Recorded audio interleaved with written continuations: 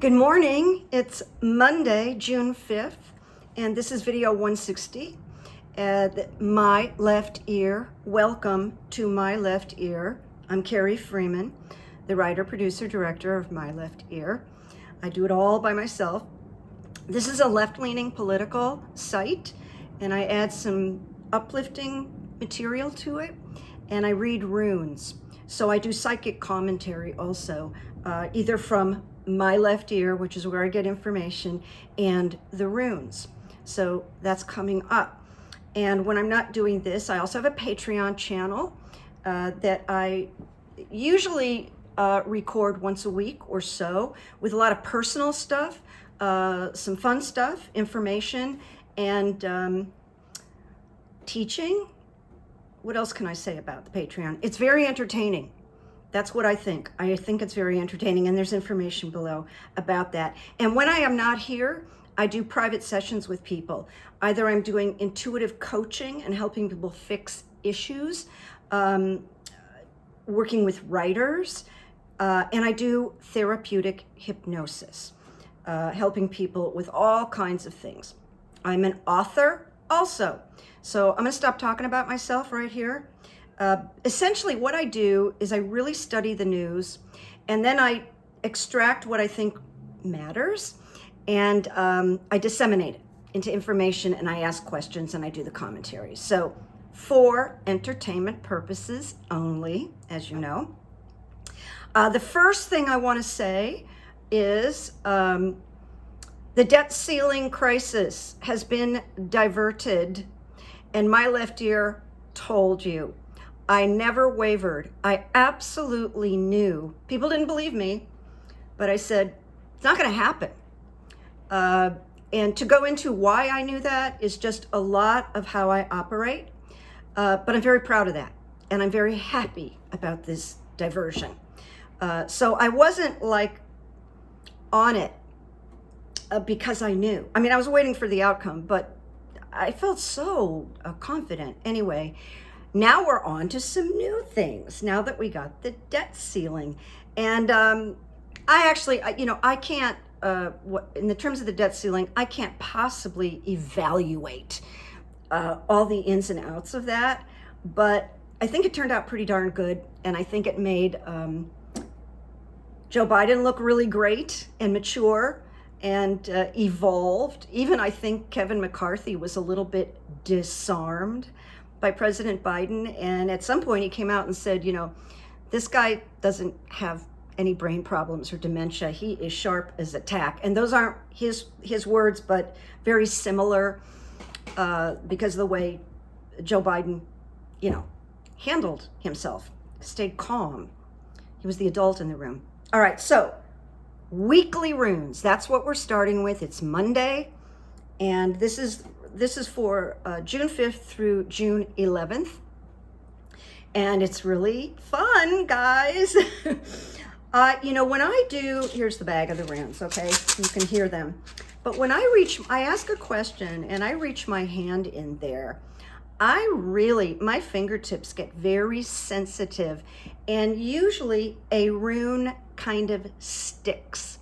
And when I taught the runes on Patreon, which is still available, at the beginning, I said this, but I just want to remind you, I just don't go grab one. I feel them. Okay, so I want to share. Now I'm going to tell you what the reading was. I got the rune of joy twice. It's very unusual out of a bag of 25 runes to pick the same rune twice. So let me share with you. It's very good. Joy is a fruit-bearing branch. The term of travail has ended. You may now freely receive blessings. You've been carried across the gap, and you can rejoice. There's some good news this week, guys. New energy, and it's energy that was previously blocked. Now that's very specific. Now what I want you to think of this twice, because I got joy twice. So just let that sink in here. It's a really good sign.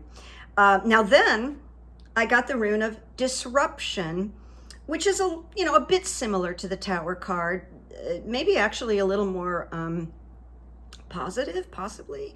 But anyway, disruption signifies change, freedom, liberation. Those are all the attributes. It always operates in reversal, but it's like an H, the disruption. So if you flip it, it's still an H. Some of these have opposites and some do not. Disruption is disruption. There's no reverse of it. Expect disruption. The onset of power here may rip away the fabric of what you previously knew. And honestly, I think this totally refers to Donald Trump and his legal issues. Well, because I got joy twice, I wanted to pick a clarifier. And it really aligns with my feeling, my sense that the runes for the week are good. Okay, so the clarifier I chose was stand still. And it's a chilly rune, okay? It's you just get like a little chill when you get stand still. It's not joy. The joy was about us. The standstill is about him, okay? So it says, the winter of your spiritual life is upon you. You may find yourself entangled in a situation to whose implications you are blind. And he only partially realizes how deep he's in because he's never been in deep before. So he has a hard time grabbing onto, in a way, what's really going on. So it says, implications to which you are blind. And he's a little blind. He feels powerless to do anything except surrender, which he hasn't done yet. Positive accomplishment is unlikely. And this is about sacrifice of the personal. I really think some things are going to shake up this week. I really do. And if they don't, it'll be next week. Okay? It's all, the pot is boiling. The witches are stirring it. So that's a really great weekly reading. All right, so I'm going to enlarge this because I didn't do that before. Oh, let me do it this way. Patience, please. I'm going to do it this way. Okay, usually I blow up everything, and I forgot to blow up this. So I want to talk for a minute about espionage. There was a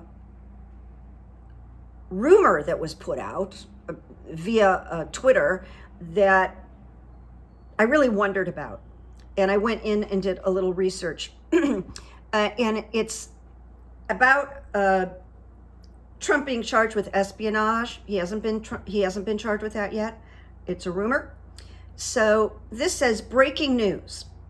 Transportation Secretary Pete Buttigieg, citing imminent espionage charges, which carry life in prison or death, and an increased flight risk to avoid prosecution, has grounded Donald Trump's jet indefinitely.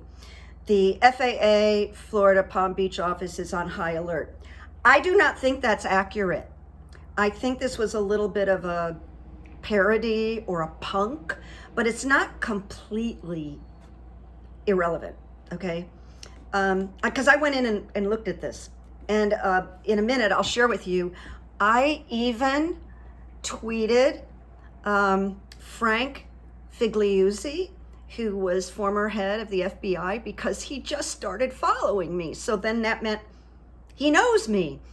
And I never reached out to him or anything, but I asked questions and he answered me, and I'll share that with you in a moment. I copied his tweet. I was very honored that he answered me.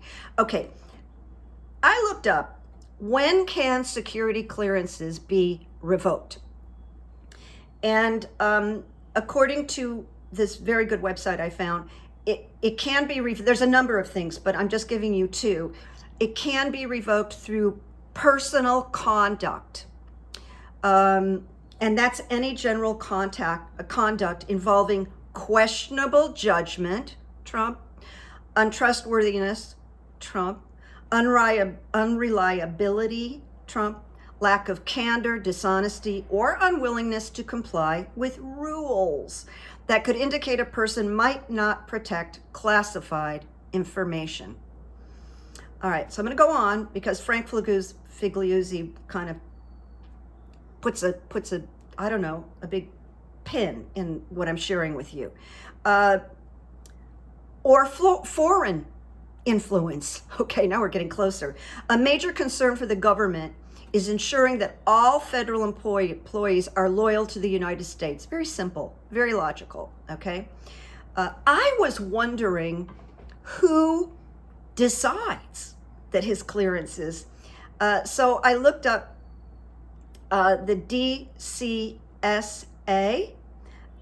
which is designed to protect America's workforce and classified information. The director is William K. Lietzau, so Lietzau, I think. So he's director of U.S. Department of Defense. So I put out this tweet and I said, does anybody know? I'm doing some research. And I got this answer from Frank Figliuzzi. This is what he wrote. Biden barred Trump from receiving intel briefings. I think you might remember that. And he did that pretty early on. Though that's not the same as clearance revocation. And then Frank Figliuzzi wrote, what's your concern? He was wondering, why is this woman? But I wrote him back. As for grounding his jet, that's not how this would work. A judge could decide to seize his passport and or limit travel. So that's all I got from him, but at least it clarified that it's not that department. And maybe this will spurn, Frank is on MSNBC a lot, like almost every day. I like listening to him. He's very grounded. So he may not talk about this now that I brought it up to him. And I wrote him back. I said, I started a YouTube channel. I didn't even tell him the name of the channel. I really don't advertise myself on Twitter. But I said I started a YouTube channel during the quarantine, and it's still continuing. And I want to make sure any information I share is accurate. And that was it. All right. Runes. Will Trump be charged with espionage? It's a good question, right? Right now. We're going to find out in a few days. Then I wrote, sometimes it's so clear to me, I write a little thing, and I wrote, very likely. But I'm going to read to you the runes here. Breakthrough is the final rune belonging to the cycle of initiation. It signals a major shift and breakthrough. And it says, in each life, there comes at least one moment which, if recognized and seized, transforms the course of that life forever.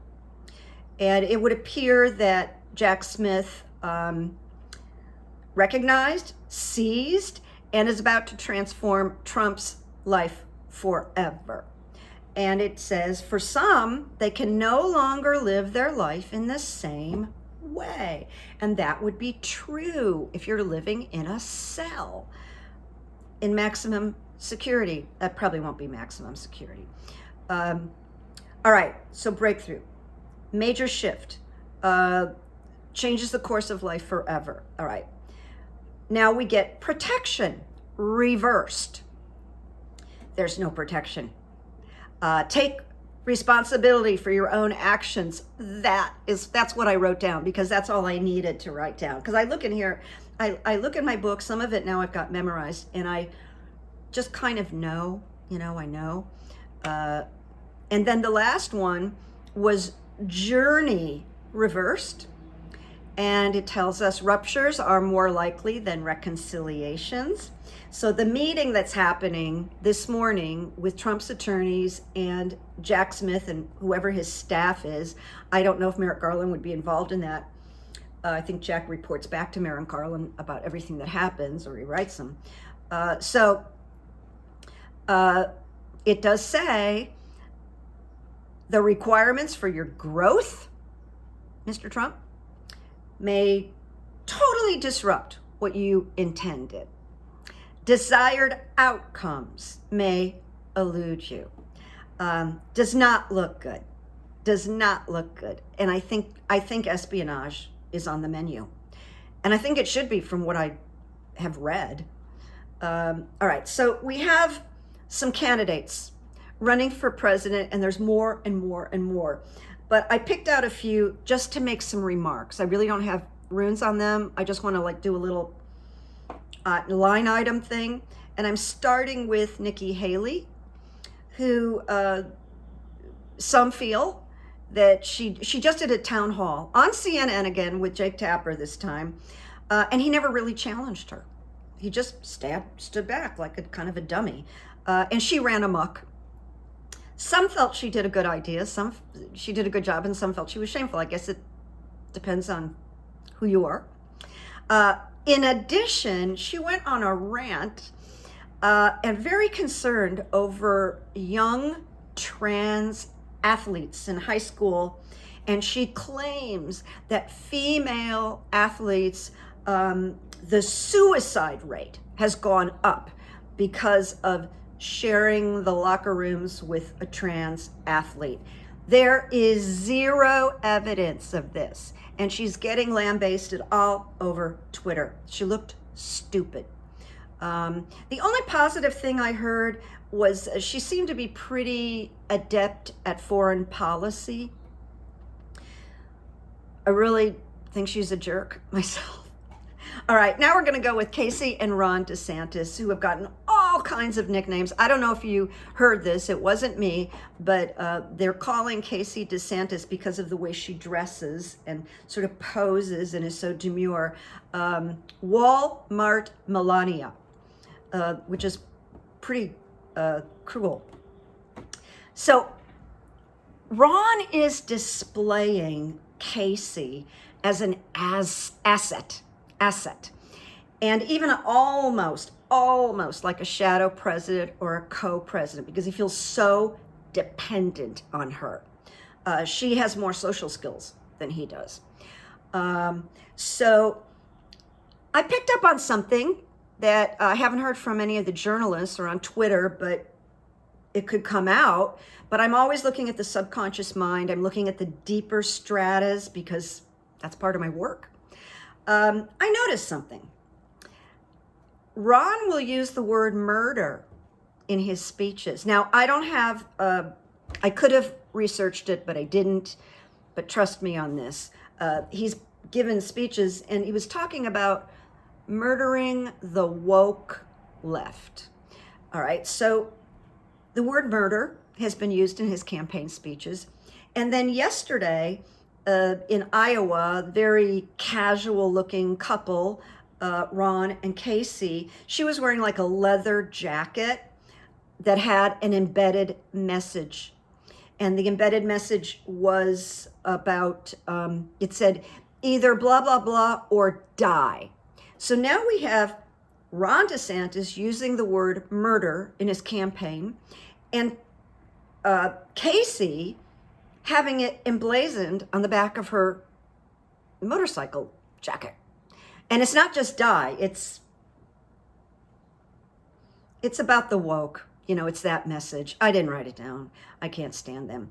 And then we saw on video a journalist asking Ron a question, like kind of close, not like on the stage, but they were talking. He was trying to work his way through a crowd.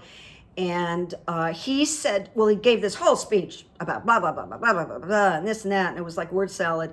And he said to her, and if you don't understand, then you're stupid. And he walked away.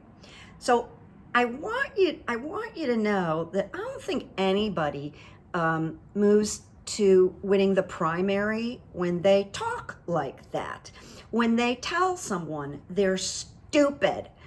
I don't think he makes any friends doing that, and I think it's going to happen. I know it's going to happen more and more. The more sleep deprivation, the more questions, the more challenges he receives, he's going to get uglier, and he's going to say these nasty off-the-wall things.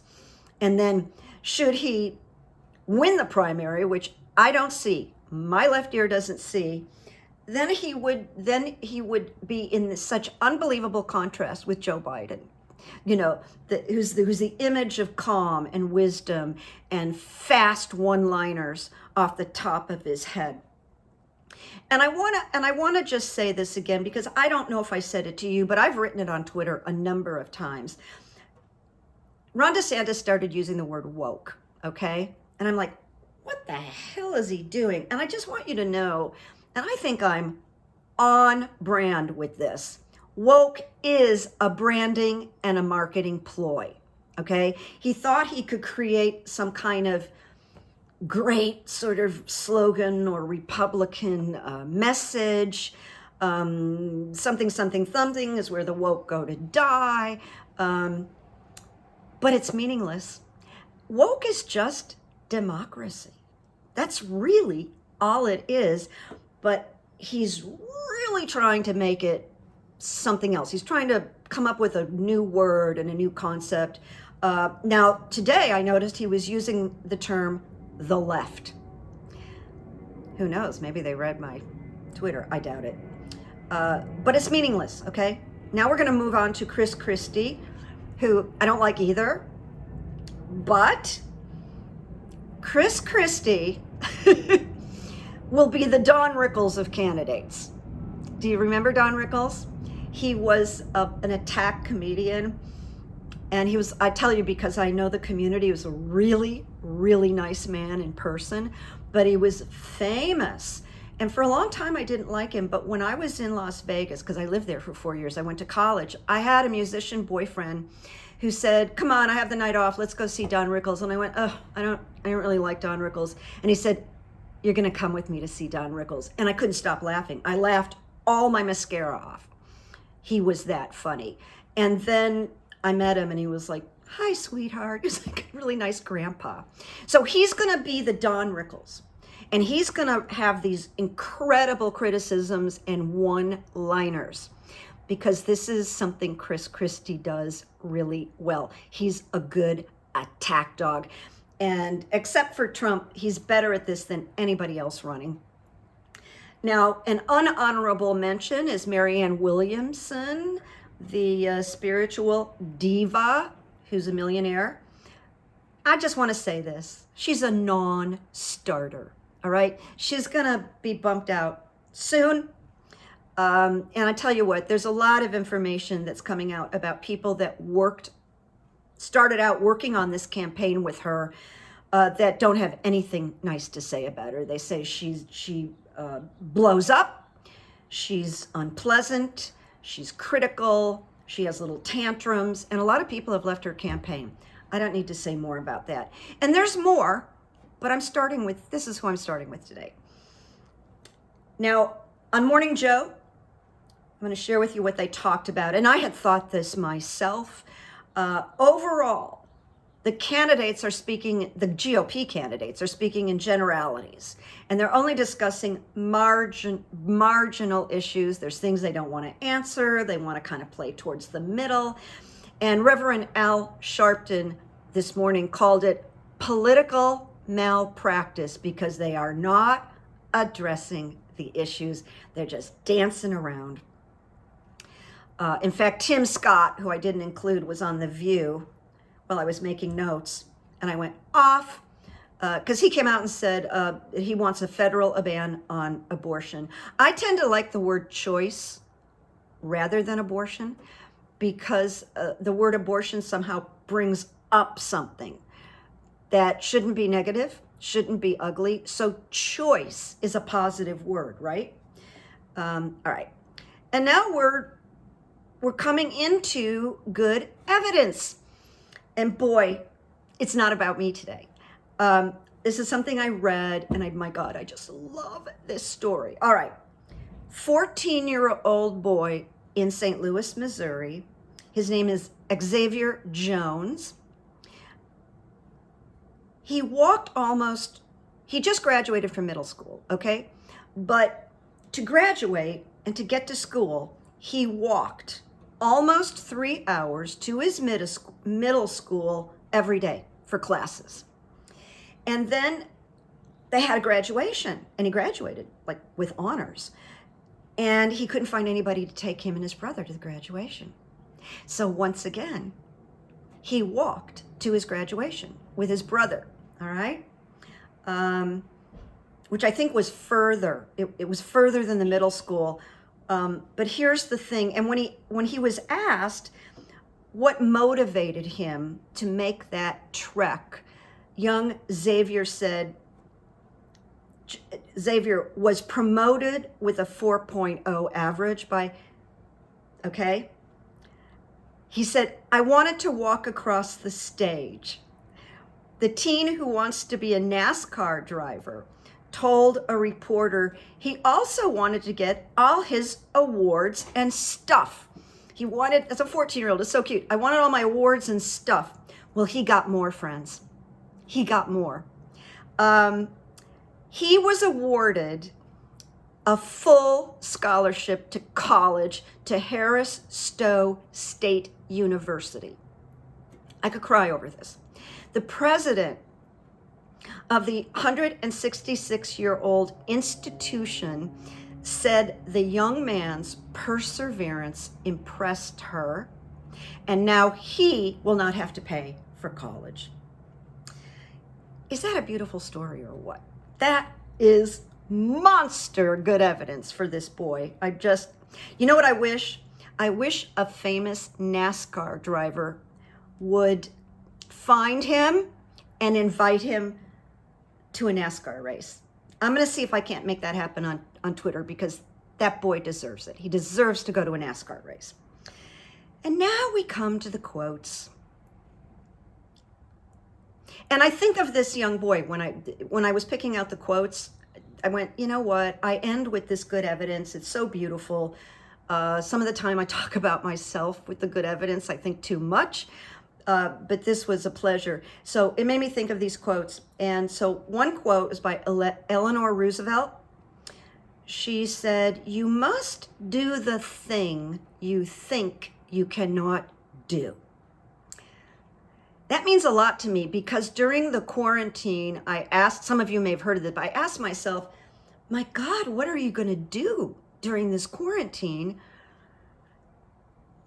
My business slowed down. I did have Zoom clients, but, I thought, when this is over, people might ask you, well, what'd you do? And I thought, what am I going to tell them? That I watched The View during the quarantine? So I asked myself, Carrie, what scares you a lot? And I said, my immediate answer was, what scares me is putting up a YouTube channel. And so I did it. And, I'm not some of the biggies on the internet, but I'm holding at about 5,500. And I'm proud of it. It's just that I'm a little bit different, so I understand it'll be harder for people to find me. So please ask your friends to follow me. Subscribe. All right. And I did get a few subscribers after I asked that question before. So thank you very much. Now here's the last quote. It's by a German philosopher born in 1770 named George Hegel, H-E-G-A-L. And he said, nothing great in the world has ever been accomplished without passion. So there you go. I think little Xavier has passion for education.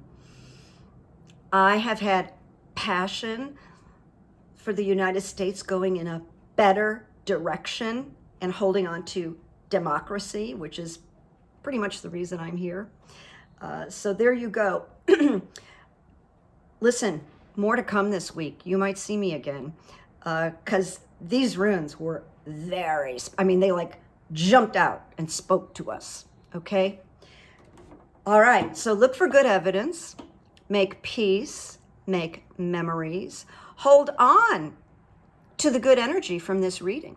If we all collectively hold on to this good reading, we'll just feel better and better. I'm feeling pretty confident. I'll be shocked if I'm off base. So have a good week, and I say Bye-bye. Bye-bye.